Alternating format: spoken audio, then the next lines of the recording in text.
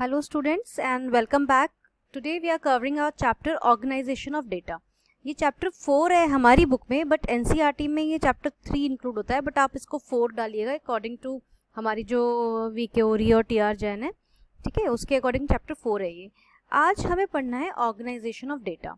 अब मैंने आपको लास्ट वीडियो में कहा था कि अब हमारे न्यूमेरिकल्स आ जाएंगे. हाँ, हमारे न्यूमेरिकल्स आ जाएंगे, बट थोड़ी सी थ्योरी भी इसके अंदर है जो हम आज देखेंगे. मतलब थ्योरी कम न्यूमेरिकल दोनों चीज़ें अब हमारी स्टार्ट हो रही हैं. तो सबसे पहले ऑर्गेनाइजेशन ऑफ डेटा क्या होता है.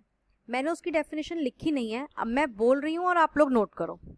It refers to the arrangement of figures in such a form that comparison of the mass of similar data may be facilitated and further analysis may be possible. मतलब हमारे पास जो data आ गया, बहुत सारे forms आ गए, अब हमें उनको पे इतने सारे फॉर्म आ गए, मान लो 2000 फॉर्म आ गए, हमने एक सर्वे करवाया था, अब वो आ गए तो वो हमें एक मतलब रद्दी तो बनानी नहीं है ना. तो हम उसको कैसे ऑर्गेनाइज करें प्रॉपर कि हमारे को देखने में सुविधा हो, है ना, कि सारी चीज़ें हम इजीली उसको देख पाएँ, उसे लुक आफ्टर कर पाएँ. वो चीज़ क्या होती है, हमारी ऑर्गेनाइजेशन ऑफ डेटा होती है. जैसे सपोज करो कि आप लोगों का रिजल्ट आया, अब आप लोग इतने सारे स्टूडेंट्स थे और सबका रिजल्ट आ गया, तो हम क्या करेंगे, हम ये लिख देंगे कि भाई जिस बच्चे की परसेंटेज 40 to 50% के बीच में आई है, उन सब बच्चों का नेम एक साइड लिख दिया. 50 to 60 की आई है, एक साइड लिख दिया. 60 to 70 आया, एक साथ लिख दिया.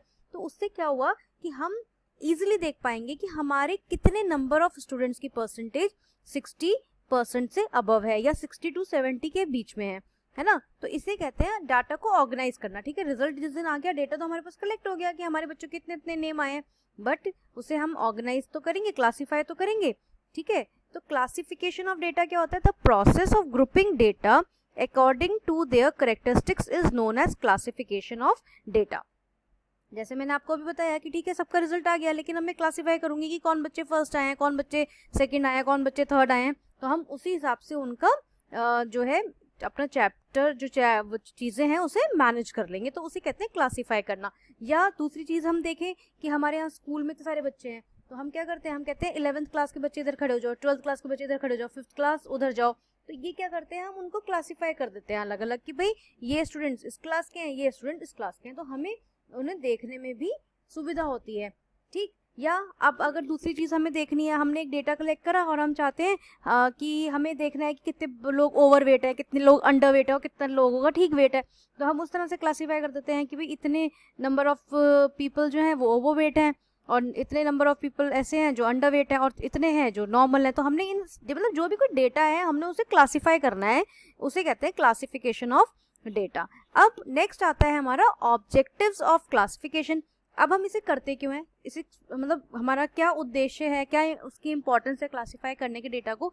तो सबसे फर्स्ट पॉइंट है टू सिंप्लीफाई कॉम्प्लेक्स डेटा. जाहिर सी बात है, अब इतना मैंने क्या बताया, अभी आपका रिजल्ट आया, इतने सारे बच्चों का रिजल्ट एक साथ आ गया, लिख दिया हमने, बिल्कुल होपलेस हो जाएगा ना पर्सन. तो कितना सारा डेटा है, उसे हम कैसे निकालें कि भाई किसकी कितनी परसेंटेज आई है या किसके किसमें कौन से सब्जेक्ट में मार्क्स सबसे ज़्यादा हैं. तो उसे क्या करोगे, जो वो कॉम्प्लेक्स डेटा आ गया आप उसे सिंप्लीफाई करके राइट डाउन कर लोगे. ठीक, ये है. अब वो क्या काम कर, उस सिंप्लीफाई करने से क्या फायदा होता है, सेकंड पॉइंट है जो हमारा टू फैसिलिटेट अंडरस्टैंडिंग. तो हम उसे इजीली अंडरस्टैंड कर सकते हैं कि भाई हम अपनी लिस्ट पर जाएं और देखें, अच्छा इतने बच्चों का 70% से अबव है, इतने बच्चों का 60% से डाउन है परसेंटेज, है ना. तो वो क्या होता है, हमें आसानी से समझ में आ जाती है. टू फैसिलिटेट कंपैरिजन, कंपेयर भी कर सकते हैं अब हम कि भाई इस बच्चे के मैथ्स में इतने नंबर आए हैं तो साइंस में इतने कम है और कंप्यूटर में इतने ज़्यादा मार्क्स आए हैं. तो ये क्या होता है, हम उससे कंपेयर भी कर सकते हैं क्योंकि डेटा सारी फिगर हमारे सामने है, तो हमें इजी रहेगा कंपेयर करना. ठीक. अगला है to analysis and interpretation easy. भाई उस डेटा को, जाहिर सी बात है, उस डेटा को एनालाइज करना, उसका पता लगाना, इंटरप्रेट करना, वो सब कुछ ईजी हो गया, है ना. अब हम एक एक बच्चे का बता सकते हैं कि भाई हमारे यहाँ साइंस में इतने हाईएस्ट गए हैं, मैथ्स में इतने हाईएस्ट गए हैं और आपका अकाउंट्स में इतने कम गए हैं या इतने हाईएस्ट गए हैं. वो सारी चीज़ें हम देखकर इजीली एनालाइज कर सकते हैं.